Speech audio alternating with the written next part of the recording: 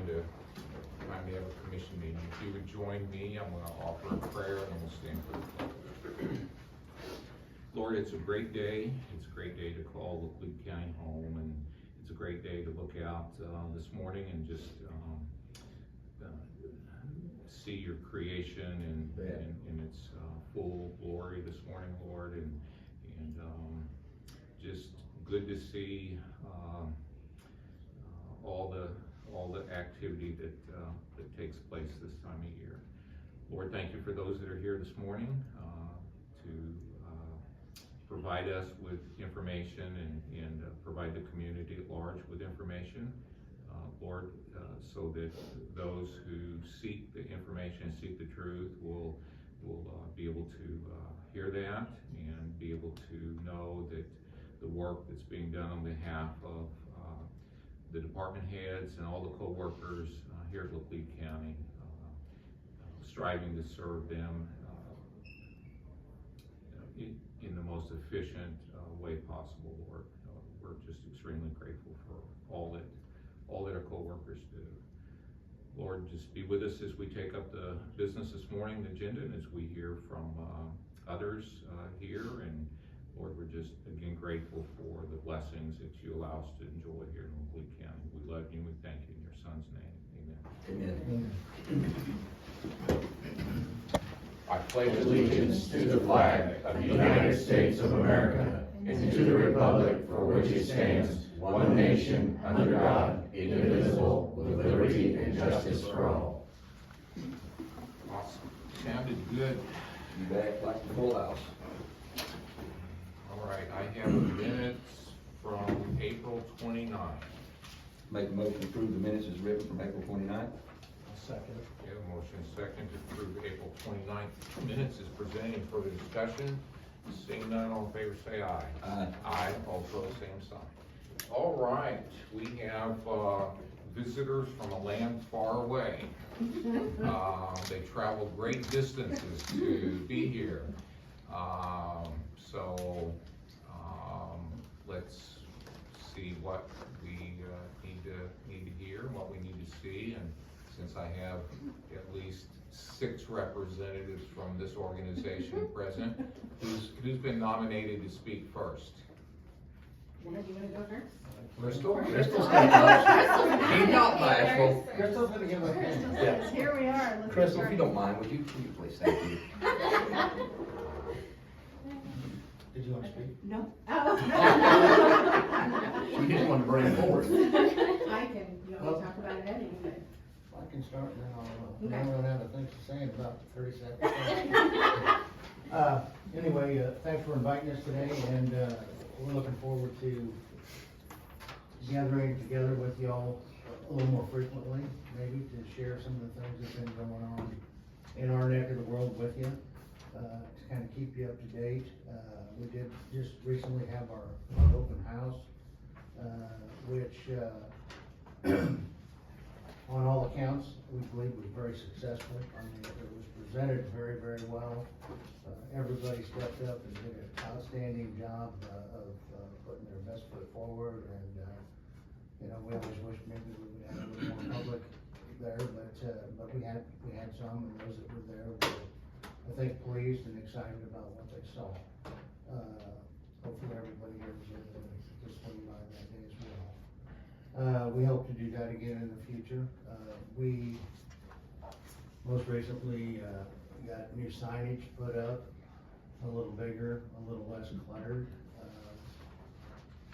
We're still examining maybe getting revised signage for the, I'm gonna call it the west side over there. But that's still being talked about right now because the cost is gonna be kind of prohibitive. But we're working on many things, and I'll let these folks speak for themselves on what they're actually doing, but from my point, we're looking for more ways to better market ourselves in the respect to get the word out to the public, to let them know some of the things that we offer, some of the things that we might be able to assist them with. Also to get feedback from them as well as what classes they may be interested in attending or learning topics they may be more about that we possibly could provide through MU. Just a lot going on. We're very happy with the new digs over there. From our point of view, it's still a work in progress. I mean, we're still organizing, we're still meeting up, we're still, we did have a canning class there about a week ago or so. Went very well. We're still waiting, moving forward to get some more additions to our kitchen area to even enhance those classes more, and for these ladies as well. And with that, I'll quit babbling and pass it on. All right, so my name is Della Miller. I do human development type programming, which covers a lot. Okay? But today, I want to give you guys this. So May is actually Mental Health Awareness Month. And so what I'm giving you is a promotional toolkit that the university has developed. So what it does is it goes through the importance of mental health, if you want to do a social media post, things like that. But more importantly, if you turn to page 17, it has resources. So if you know somebody that's experiencing a mental health challenge, this is going to give you resources, how to send it, like the 988 number. So is everybody familiar with 988 and what that does? It's a crisis helpline. So what that means is you don't have to be in crisis to use it. If you're having a rough day, you just need somebody to talk to, you can call that number, you're going to get a hold of a specialist. They're going to be able to talk with you, and they're going to be able to give you resources if needed. Or if you have somebody in your life that's dealing with a mental health challenge, you can also call that number as a helper and say, I don't know what to do. I don't know how to handle this. What can I do? And they're going to guide you through that. Also, it has programs that Extension offers that has to do with mental health. So one of those is mental health first aid. And so mental health first aid is a certified course, and I liken it to like CPR or first aid, because when you go in to get certified for CPR or first aid, they're not training you how to be a doctor, right? They're providing you with the tools and other skills that you need to assess what the situation is.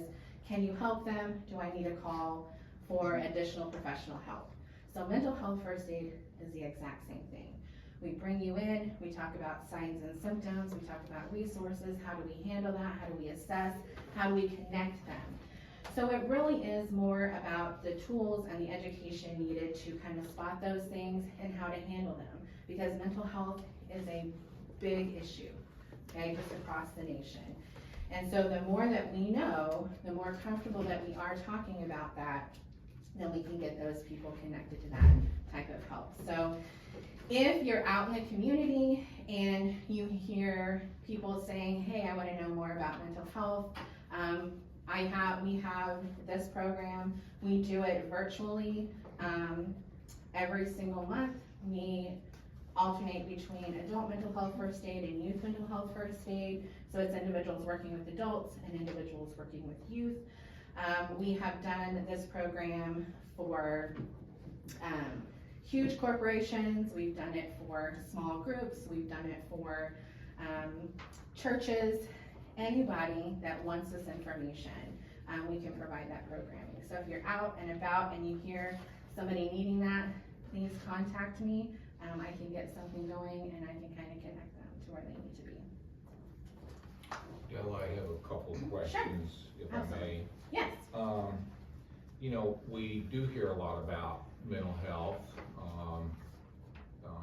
Every aspect of society today, it seems to be a topic of discussion, whether it's our healthcare providers, whether it's at the other end of the building with incarcerations and maybe what led to that.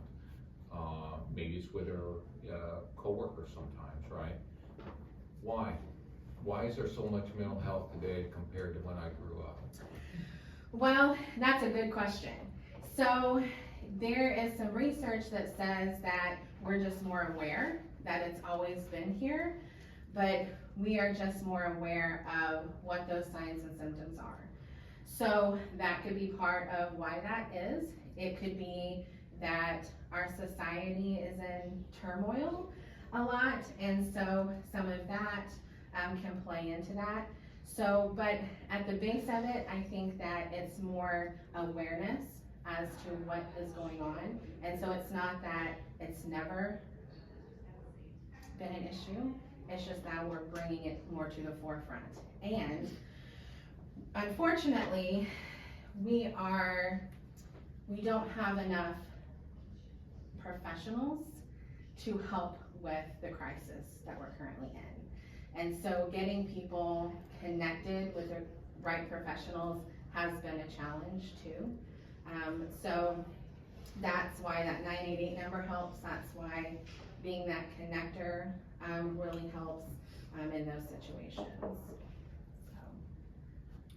there's all kinds You of think things. social media has any part in this? Oh, And with devices that seem to be so prevalent, whether it's at homes, whether it's at school, or other places where just that social interaction is you know, you go out to eat and everybody's on their phone, and if you wanna have a conversation, you text them and they look up and kind of grin at you and say, oh, Yeah.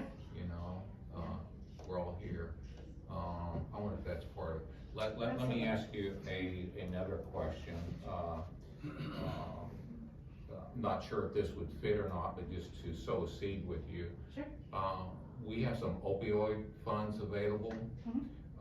Don't know how they would apply in any of this, but if you want to do some research, we would welcome whatever thoughts you might have on that might fit the parameters of the program. Absolutely. And would consider any application, so to speak, that you might make. We'd have to look at it and evaluate it, of course, but I just want to put that out there as well. Yeah, absolutely. I have a lot of other programs that could probably fit into that. So I have communication type programs, parenting type programs. I have budgeting type programs. So this is just like a small, teeny portion of things. But absolutely, I'd love to have a conversation and talk about what I can offer and how we can work together, because it's needed. All that education, that communication education, those soft skills, and understanding what those mental health challenges are and those signs and symptoms of things. So absolutely. Any other questions? Thanks, Della. Della. Stand up for it.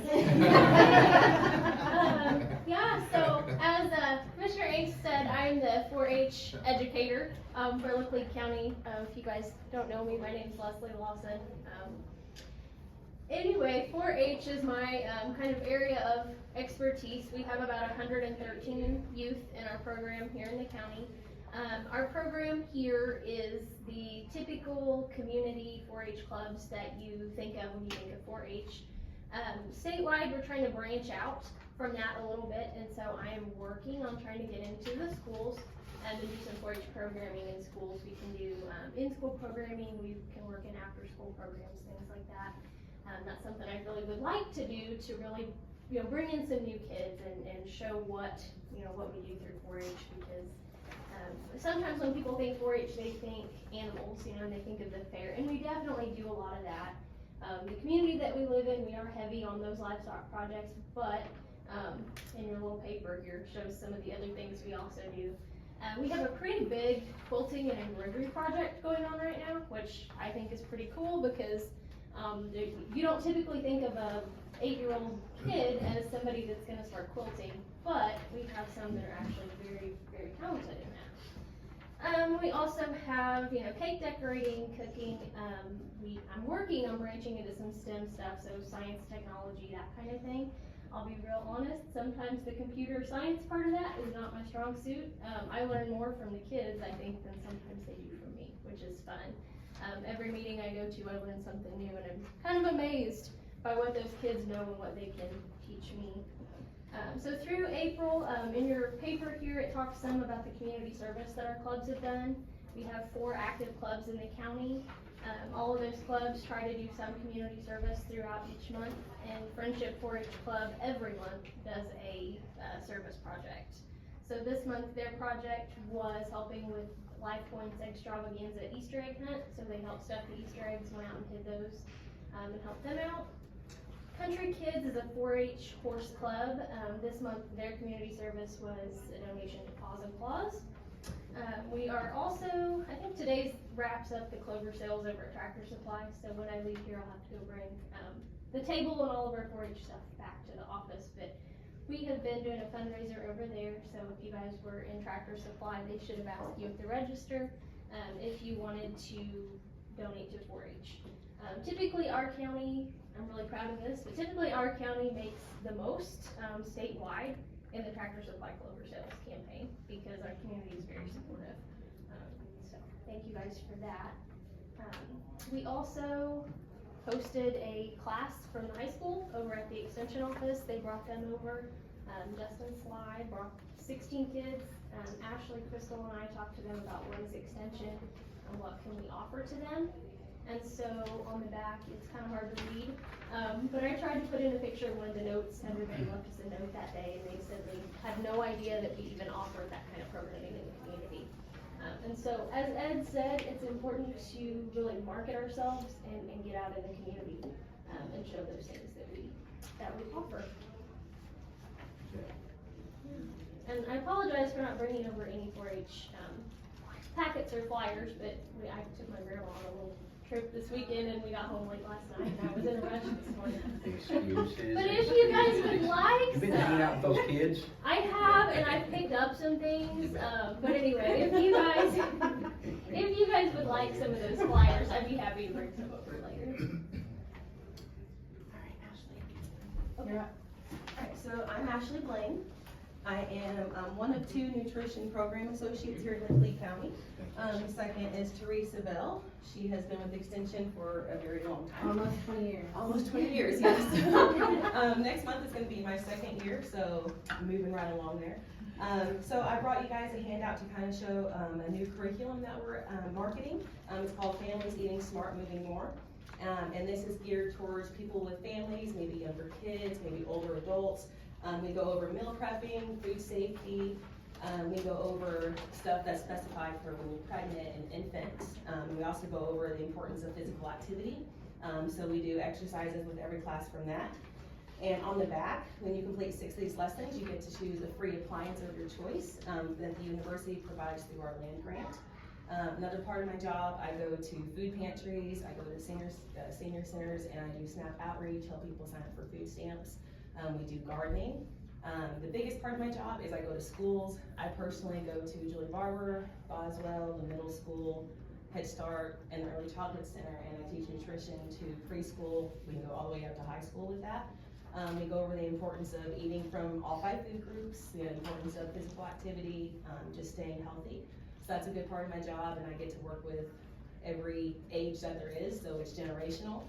And I love that. It's never the same every day. So if you guys have any questions or are interested in this, you can see I just finished I actually have one more class with them over at Community Baptist Church, sorry. I just finished Sometimes we do Babylon. That is true. So I have pictures of the ladies over there, and they got their appliances. They were very thankful for those, and they turned out really good. So if you know of any groups that would like to do a class, please let me know. And these classes are actually free, so it's a lot of fun. Actually, I have a couple of questions. Of course. Yeah. Yes, sir. Kind of in line with some of my other philosophical or cultural questions, okay? Okay. So, any studies on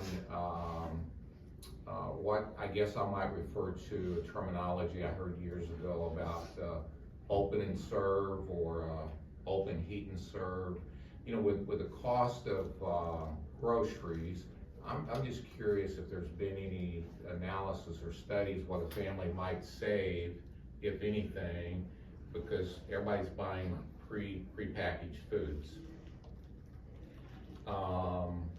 is there any savings if you bought the ingredients and know that I don't cook, okay?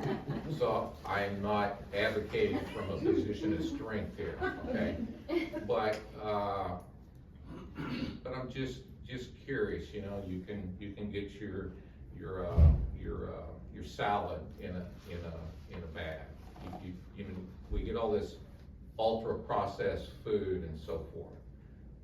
Any studies that MU's done on what a family might save if you had this meal and you did it from these ingredients? Versus going And then out. you labored for hours doing that? Hours and hours, yes. And you got other things you wanna do, right? Yes. So actually, that's a really good question. My last class with these ladies was actually talking about budgeting. And one of the activities in that was we made homemade chicken nuggets. And then we compared the price of that compared to going to McDonald's and getting a Happy Meal or getting, you know, a meal from there. And the savings was actually abundant. Not only the savings was, you know, shocking to see, but the amount of calories you save, the sodium especially, versus going out to eat. And only that, you can meal prep. You can, you know, make more meals out of what you buy. We bought a pack of chicken and that fed 17 people versus going and spending $7 at a meal at McDonald's and feeding 2 people. So the savings is, you know, astronomical, and the university does research-based, you know, programming and curriculums that show that we can share that with our community. Yeah, they just seem so important. Yes. Now my next question is, do our school kids get enough to eat with the nutrition programs at schools? Or has that changed? And I don't know if that's even in your scope of work here, but you know, we go through changes where there's an expectation that they're gonna get this, and this, and this, and kids come home hungry. So maybe they're just picky eaters, or they don't do enough trading. I remember doing that. But is that program, do you have anything to do with those types of school lunch programs, or that's probably within the school systems themselves? That's more in the school system themselves, but there is a grant that does farm to school. So the schools can sign up for this program, and local farmers can donate their produce and everything that they grow to the schools, and they can serve that to the kids there at school. Our part though, with our grant, we are allowed to go out and get different foods that kids may have never tried before. When I first started, I was surprised at how many kids haven't tried fresh blueberries, fresh raspberries. So our grant money does allow us to go get those foods and take them into the schools so the kids can try them. And so they can go home and be like, hey, I tried a raspberry today, can we have these at home?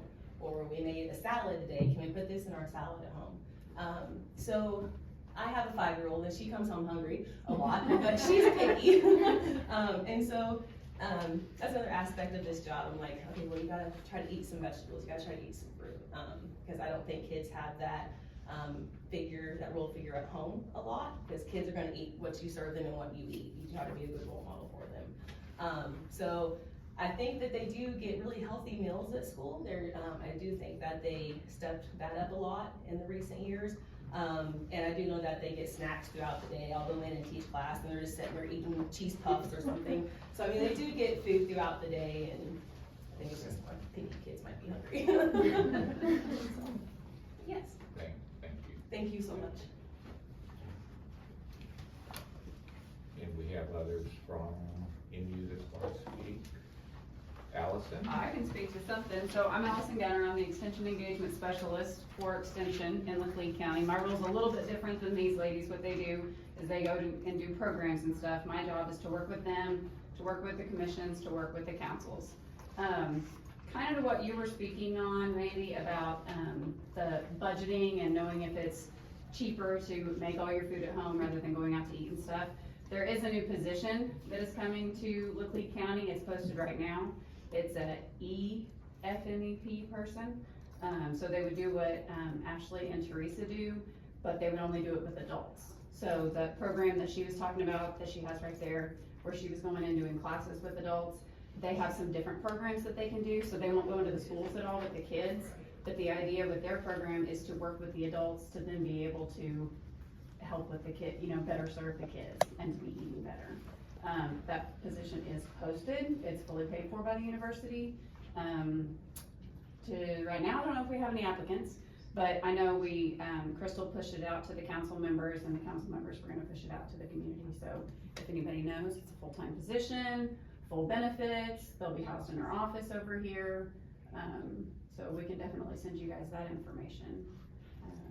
And did you guys talk about the ribbon cutting in the open house? I thought that was really great, I appreciated the commission's participation in that and making that happen, and then also our council was very active. Ed and Paul and Anna Marie were on the committee that made that happen. And to speak on the opioid funds that you talked about, those funds came out across the state to different counties, and I know that in some other counties, actually they're using the human development and the 4-H are working together and doing some things because it impacts obviously children as well as adults. So that could be something that the ladies can look into and get back with you guys on some different programs and things. Good. Okay, Allison, thank you. You're welcome. Paul, I think you're the only one that hasn't spoken for MU extension. No, Crystal hasn't spoken. Crystal. I provided the information. We have a very good office manager over there. And she's really helping all these people a lot in their activities.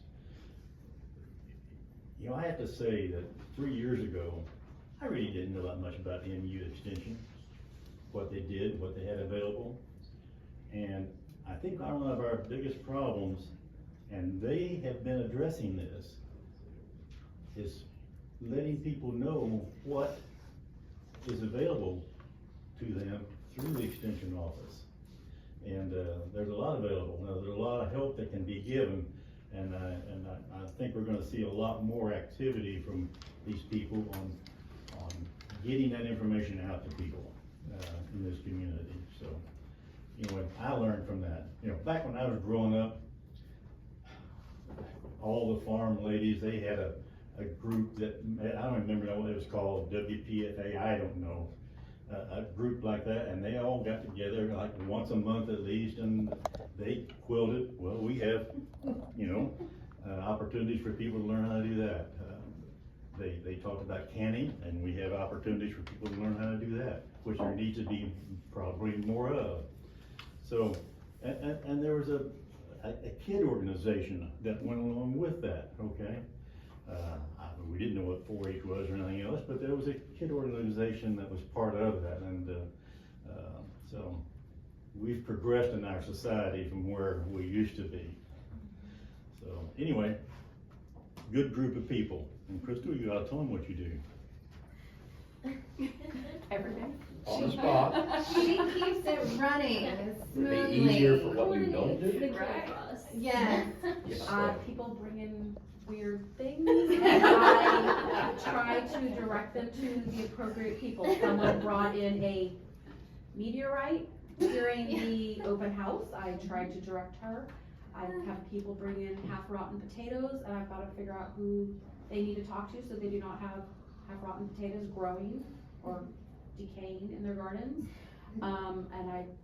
My job is just to get people to where they need to be. And it can be very random, and that's okay, I like it. Something different. And you're doing a very good job of it. Absolutely. You are. You are. Well, that is a perfect segue into our next agenda item. I'd like to thank all of the MU staff and council leaders for being here this morning.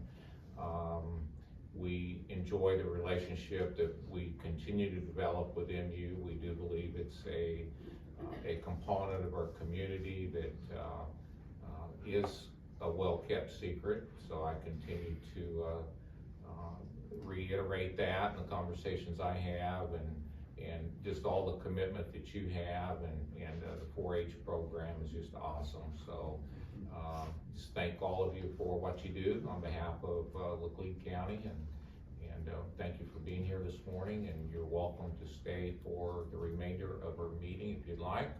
But if you have other pressing matters to take care of, then you can know that you're not being rude if you have to go, okay?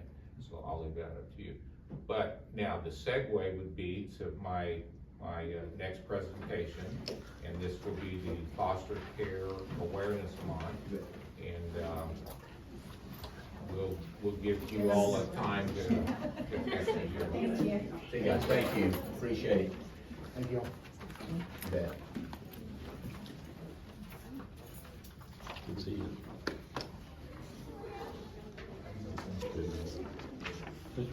Commissioner, I'm just short and quick. I've been appointed to serve a document from the coroner's office. Okay, All right? okay. Thanks, sir. So at this time, we have a proclamation to make. It's Foster Care Awareness Month. And we also have a former MU employee of many years here, so kind of a good segue there. And it's her birthday. It's and happy birthday. Before we start, Linda's going to need to get everyone's name for the record. I've seen some names before, but I don't remember. Nope, you're fine. Laura Gartin. Tin. Shannon Jacobs.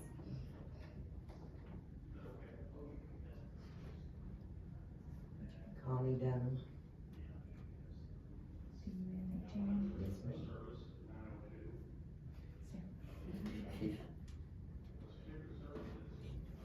Natalie Erickson.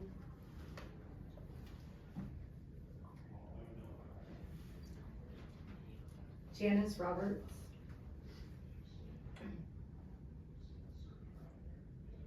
Crystal Deckard. C.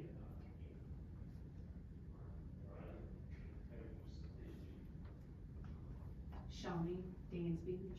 Shawnee, S-H-O-N-N-I-E. Dansby, D-A-N-S-B-Y. You're welcome. That was, we call it the phone. Right, so at this time, I would ask that, we get everyone on TV. So if you wanna kind of line up here, all of you, and then we have the commission has a proclamation we'd like to present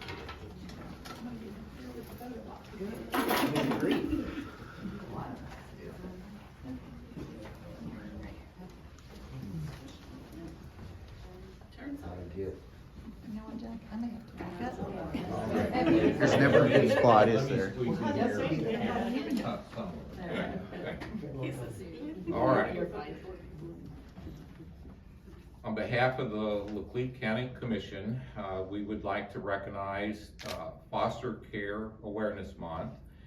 Whereas every child deserves a safe, loving, and stable home environment, and whereas foster families provide critical care, support, and hope to children who've experienced abuse, neglect, or trauma, and whereas more than 17,000 children are currently in Missouri's foster care system, including many in our own community, needing compassionate caregivers and a network of support, and whereas foster parents, relative caregivers, child welfare professionals, and community organizations work tirelessly to ensure children in care are protected and supported, and whereas the County of Laclede acknowledges the need for continued efforts to recruit, train, and support foster families, and to ensure the well-being of children and youth in care.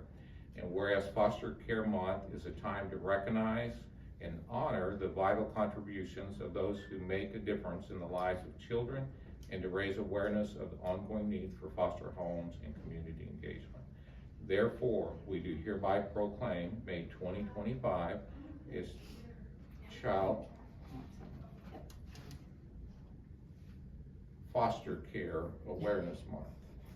We support child abuse prevention efforts and education, and encourage all citizens to wear blue. That is from last month, okay. So. I did that. I did the blue. Thank you.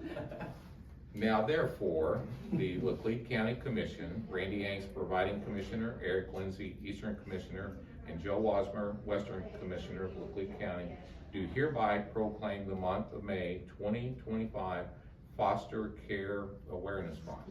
So on behalf of the Commission, we want to present this to our foster care families and organization, community individuals that support this endeavor, our word endeavor. Thank you all for what you do. Thank you. Thank you. Appreciate you.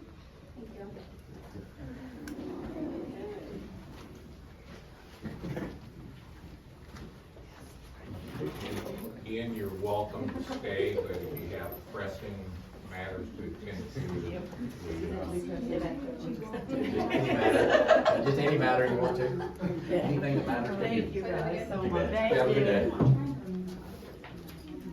all right, now that's a perfect segue into our next guest, because historically, we allow that individual 2 minutes, but he's already 8 minutes into his time's been used, so you're at a -6 right now, Randy. How's OEM this morning?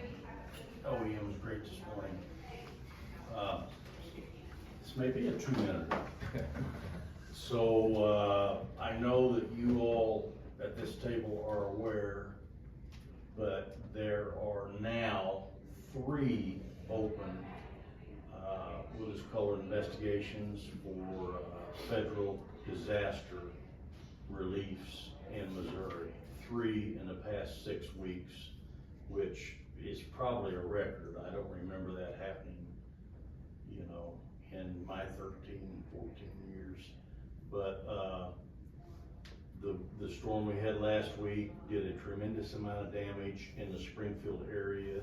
I know you've seen it on KY3, but you know, a lot of it was rural area and it didn't get on the tube. And they're probably gonna meet the criteria just in Greene County. Now, we didn't have anything here on that particular storm last week, you know, to meet our threshold of 180,200 that I'm aware of at this point.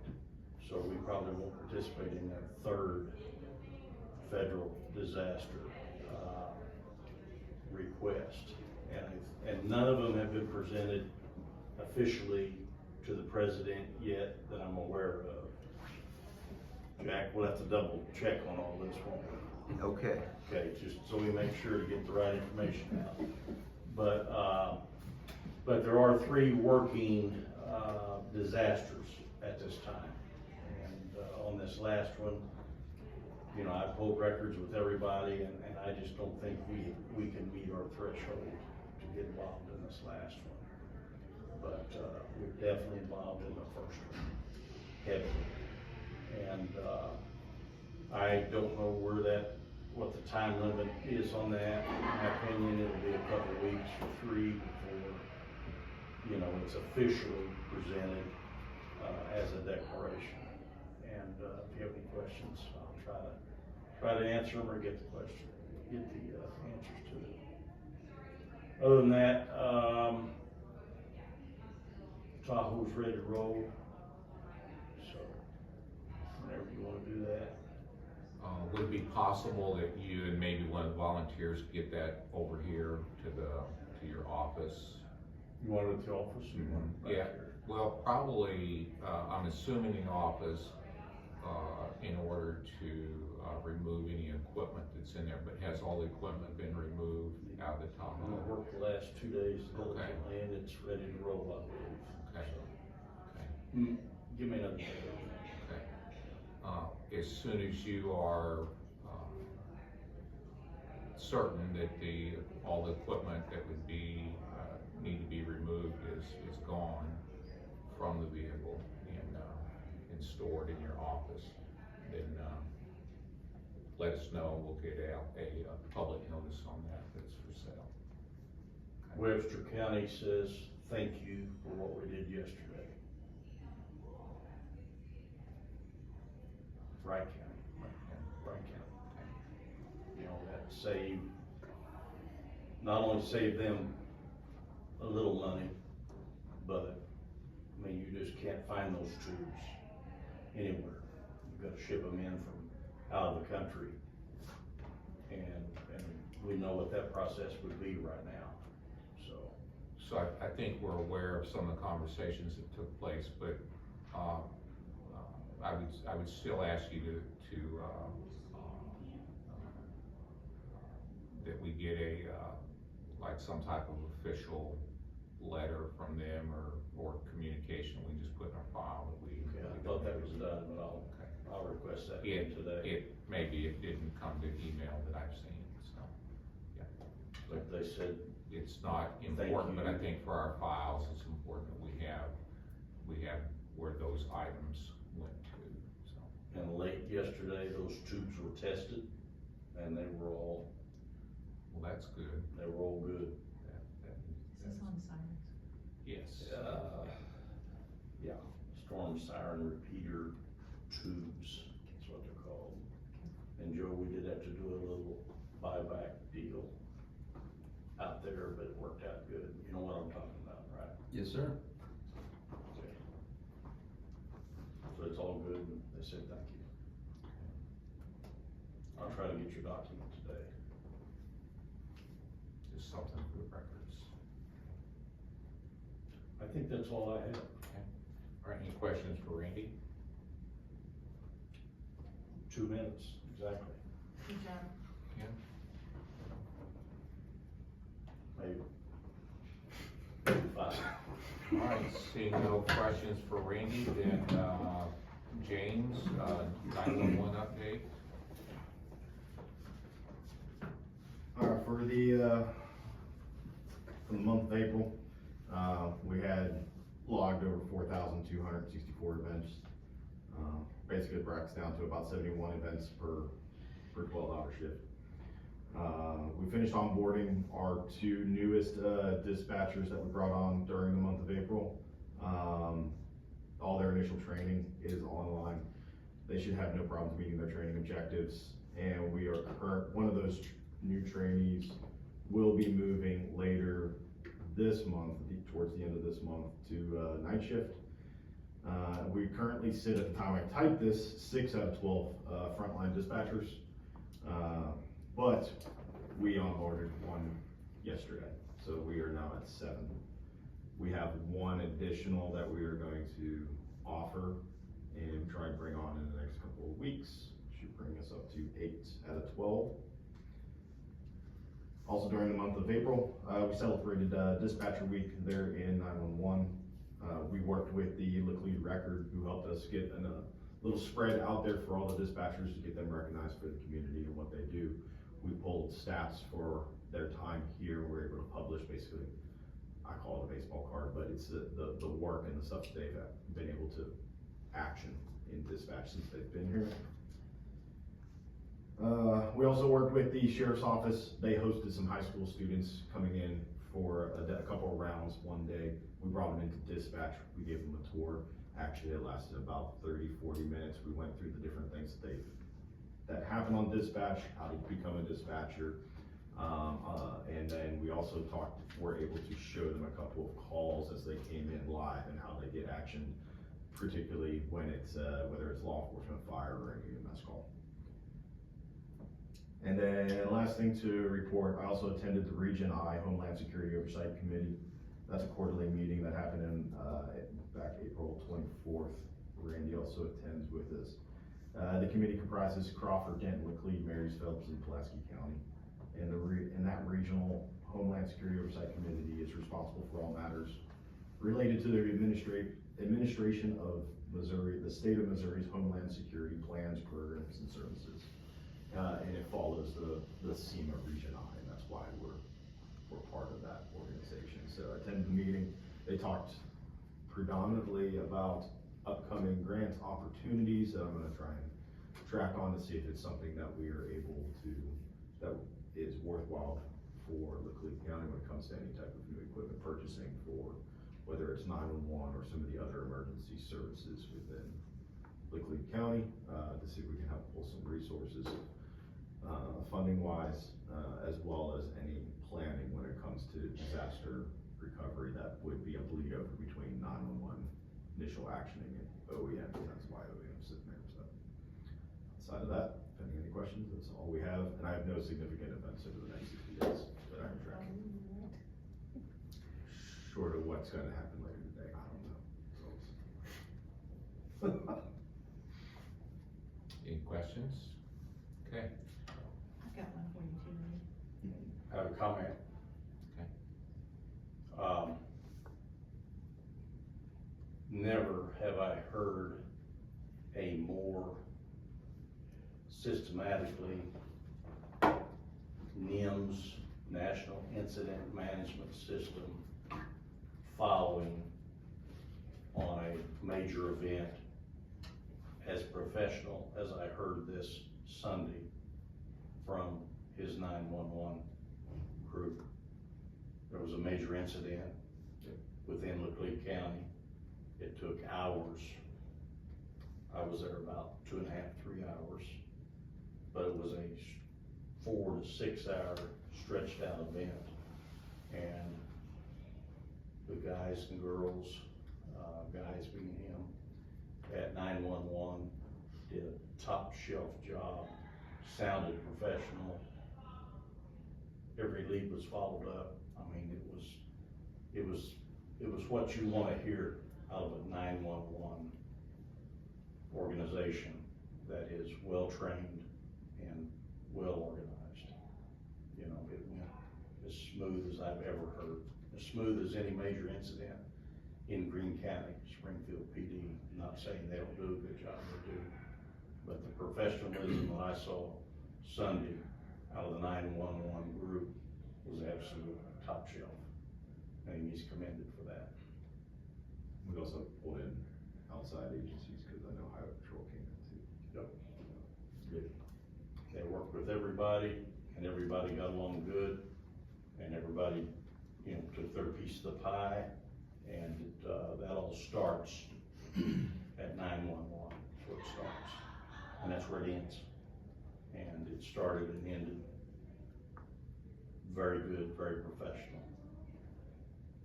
So, good job. Linda, you had a question?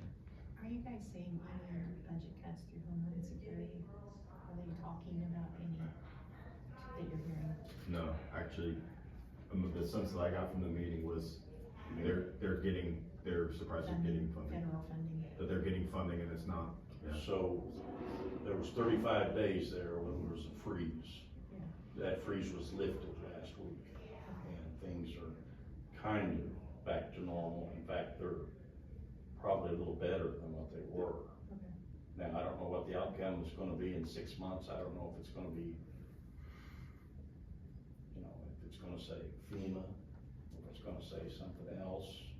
Well, I had gotten notice it said elections, so with Homeland Security, how we work with them, so I was wondering, because you're dealing with that more recently as last week's or whatever's meeting, if there was, I hadn't heard that the freeze. There's been some changes in the state and the feds, and, I personally think it's gonna be better. Okay, that's good. They're anticipating their funding released by region over the next 30, 60 days. June was when they said we can expect, they can start putting out, what's the term? The request for proposals for the grants. Open the grants. Okay.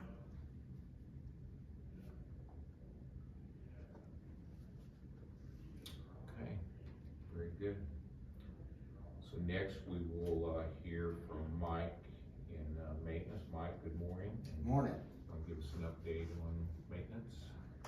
Well, as usual, we're working on lots of things, keeping things going and repairing what pops up daily. And but we have been worked over in the sheriff's office. We got one office completely done.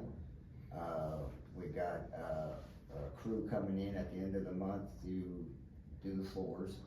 So we just gotta remove the existing floor coverings over there for them.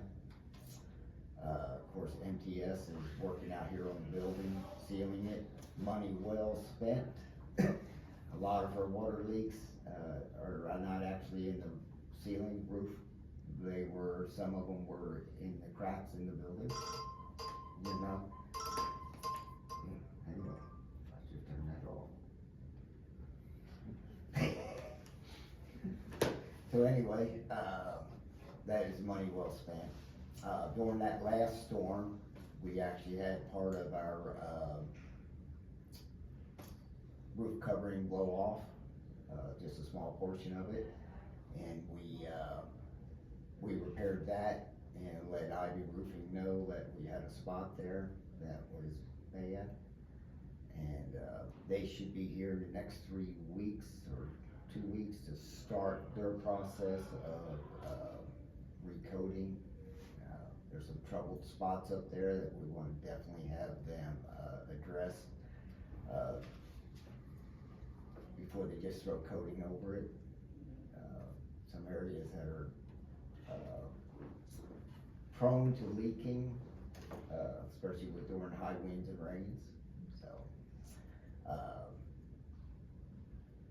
This morning, we're adding a new, electrical outlet for the new, printer coming in for the assessor's office. They will not warranty it unless it's on a single outlet breaker by itself.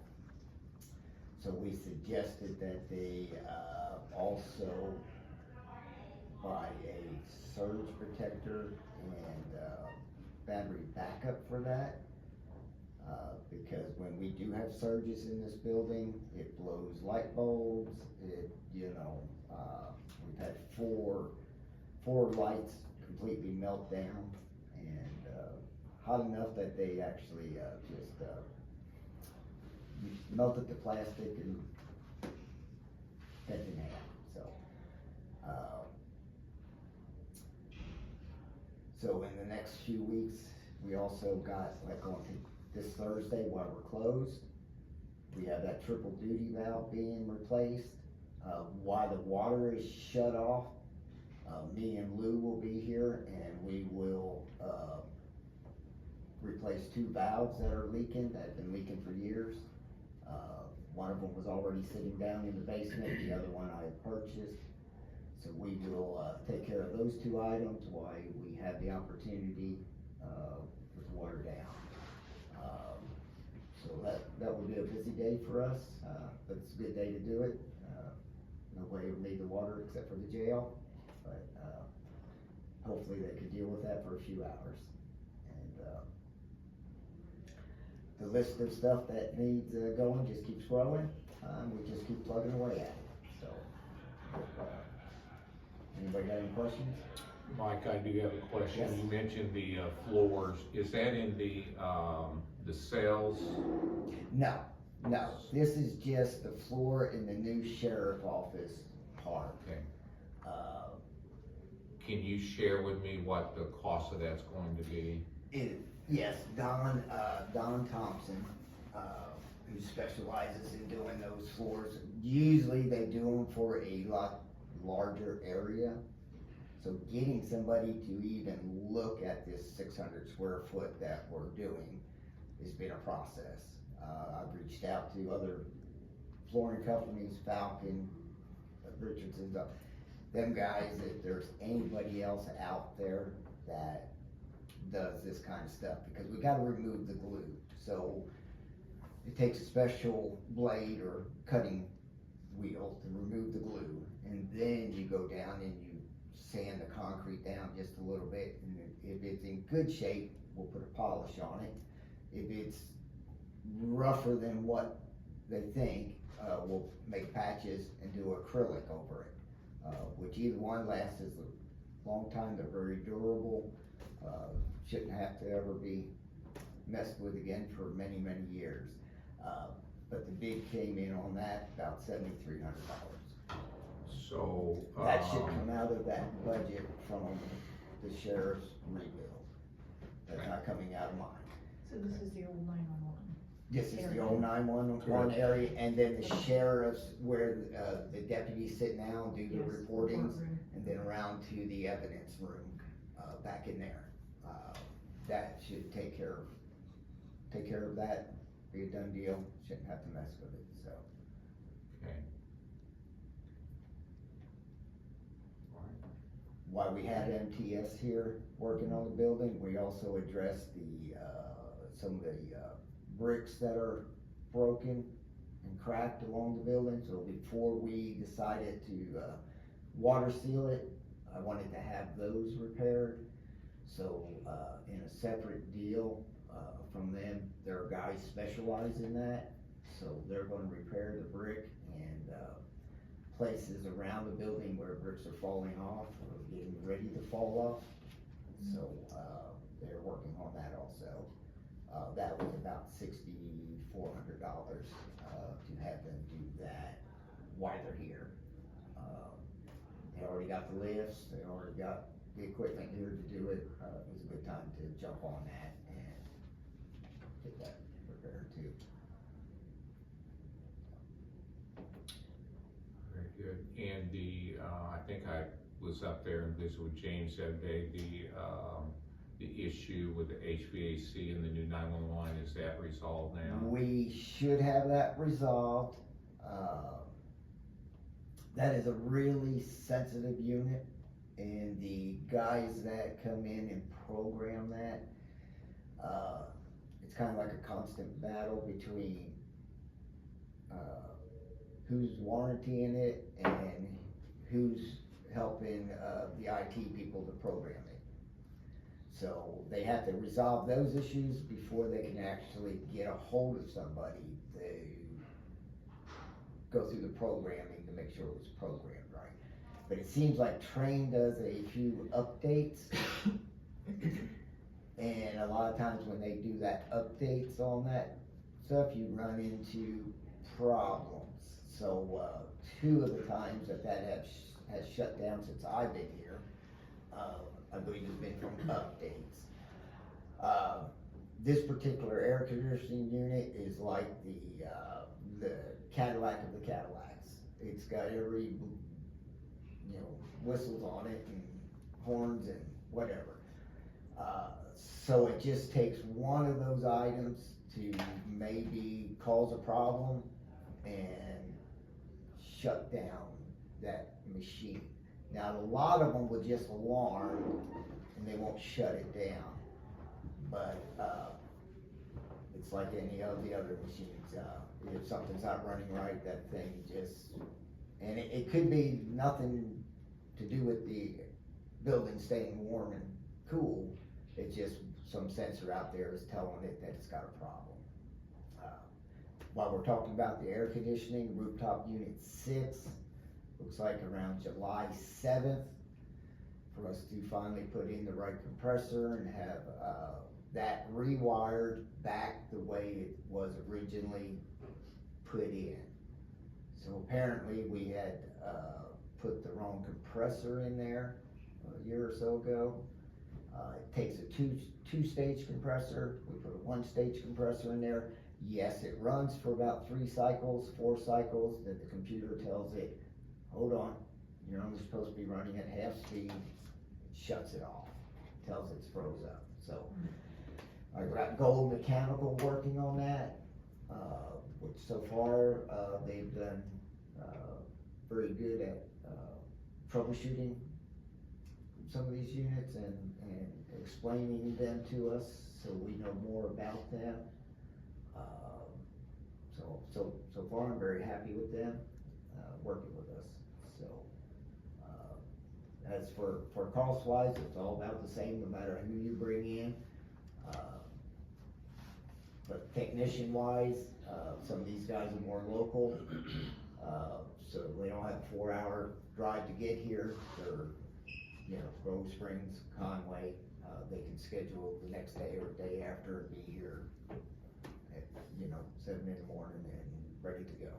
So, I'd just like to put a note out there that my guys are doing, I think, an excellent job. I've got a good team, I believe. If there's anything that needs to be addressed or somebody sees something that needs to be worked on, just please reach out to one of us and we will put it on the list and we will get to it. So, anything else anybody can think of? I never did look at my notes. Just winging it. The sheriff's department wants a little bit of concrete poured over there. So we're going to just extend their entrance sidewalk about 5 feet each way, try to create a spot where they can have their boots cleaned off and just make it look a little better coming into the entrance over there. Working for some ideas around our big tree out here. We're looking at maybe putting a couple of plants out there that will stay green all year. That's not aggressive, so they don't vine out their area easily to walk around it. Pull the vines back in and keep going. Just something to make it look better than just old mulch that you gotta replace yearly. These plants will last for years. Other than that, we've just been cleaning up, trying to keep the grounds look good. Just had our list changed daily as we come in and get phone calls or requests. And we're just trying to keep up with it and keep everything going. So, I think I've hit everything that I had noted in my book here. So Mike, I have a question and Yes. a comment. Are we gonna self-perform that concrete? Yes, we will pour that. Okay. Yeah. Add that cost into that budget that was allocated for the remodel down there. Yeah, the sheriff says that will come out of his budget. So Okay. that is a personal request from him Okay. himself. And he said he will take care of that. That will not come out of mine. Yeah. It's, we only have so many dollars, you know, yeah, I can do some of this stuff, but you know, I try to make sure that they know where the money's coming from before we jump in these wants. I mean, there are just lots of ears in here, and I just wanted everybody to hear the same thing that I hear, so. Yeah, the first thing I brought up, so, that is, like I said, as a request from Sheriff Frederick to, have that done.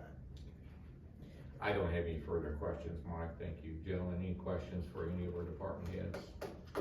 I will call on Randy Brown. You don't have to provide it today, but within the next week, kind of give me a flag up date and flag down date, where I can get the ladders lined up and all the crews that, you know, put the big flag. Put the flag up on the building and stuff. And I can't remember exactly, but the last time we took the flag down, maybe you can remember, we had a couple bolts up there that were loose. And I don't know that we've repaired those, but this machine that you've got here doing the watering would be perfect for you, maybe if you don't like, if you're okay with heights, I'm not. To check those top bolts, I think it's the top two on this side were compromised. I will see if Colton will allow that to happen. Their insurance is questionable about Probably letting not. anybody else use that, but, as long as I harness up, Our plan B would be We can that go I up bring the there. ladder a little early. well, we can go up there Yeah. and inspect those. Yeah. And, so yeah, I can try to make that happen. Okay. Over here. How tall is that wall? Pardon? How tall is the wall, do you remember? All the way to top? Mm. Well, the flag is 44 feet, so you could figure there's 8 feet below that and probably 4 above it, so that'd be the. Yeah, it would probably be 8 foot below, because we can reach those lower bolts from the ground pretty easy. So, yeah. Okay. The flag's 44 feet, you say? Yeah, flag's 44 feet Okay. down. And it It's has a been 30 by repaired. That's 60 what I was thinking. is Oh, it what was 30? the flag is a 30 by 60. Used to be 30 by 50, and then whenever we had that incident a few years ago, we decided to go a little bigger. So I think, Randy, it's 30 by 60. You're probably right. Yeah, I've got it here somewhere.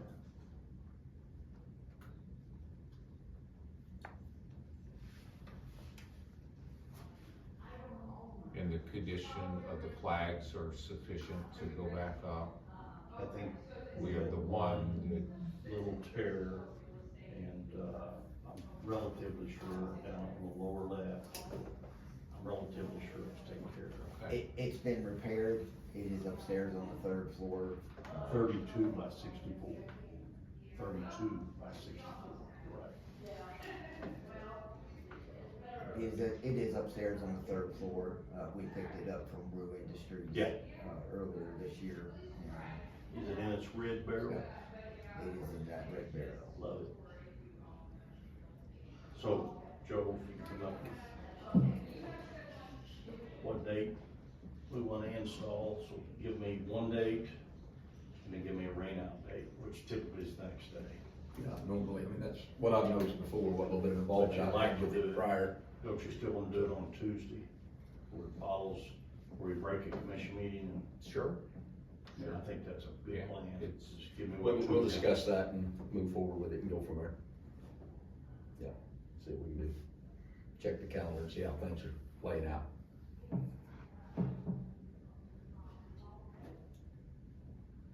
Okay, anything else? Okay, you gentlemen are welcome to stay, but next we're gonna go into, and thank you all for You bet. what you do for the county and the respective departments, and, I appreciate the updates. Thank you, guys. Yeah, thanks, Mike. Thanks, Randy. Thanks, James. You bet. All right, we're gonna take a break, then I'm gonna do that. I'm gonna pour me another cup of coffee, and then we'll go into senior tax rates. You bet.